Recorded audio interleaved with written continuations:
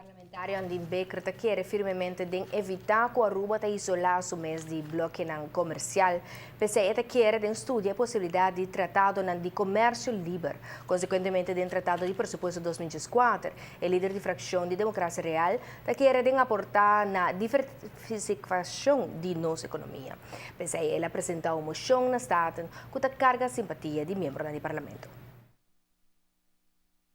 Em tratamento de pressuposto 2024, líder de Democracia Real apresentou uma moção que ela considera histórico. De como diz moção que é histórico, moção que nanta é onde é primeiro passo para uma economia nova para o país Aruba, diversificação de nossa economia, coisa que diferentes governos papiando décadas na Cabo Riba. Nós, de nossa parte, nós decidimos bem com a moção para dar um aporte positivo na direção que nana e que a moção que está encerrar? Está encerrar que dentro de 4 lunas, o governo vai se apresentar um plano.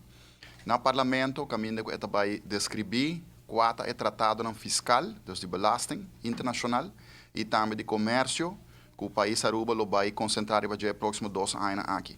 Pero o que está a relevância de lo que o parlamentário te apresentar de emoção aqui? Se nós tomamos nota que internacionalmente, praticamente bloco de comércio está formar.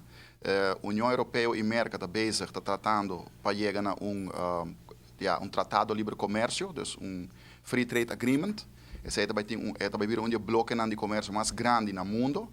Botar também com Colômbia e União Europeia está em negociação para aqui. Colômbia e América tem cabo. Colômbia e Brasil, Brasil e América também está em direção aí. Brasil e União Europeia também estão negociando que nós, como país, não podemos isolar-nos mais de desenvolvimento aqui.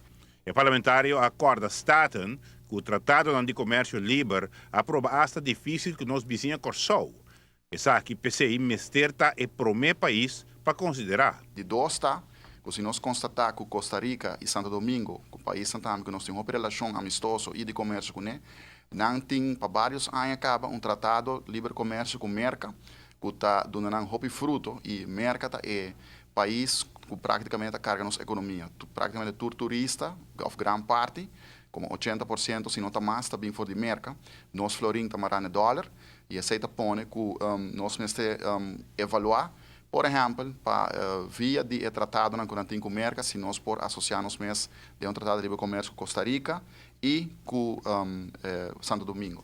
Desta costa visão que para bastante tempo nós também promovendo sobre essa que vai trazer um impulso para a nossa economia e vai trazer uma economia nova para o país Aruba, criando roupa de trabalho e também é fácil, relativamente fácil para lograr. Staten aceitar a moção de forma unânime, implicando que essa aquilo representa um impulso para uma economia nova para Aruba. Giovanni Müller, Notícia Boa Noite.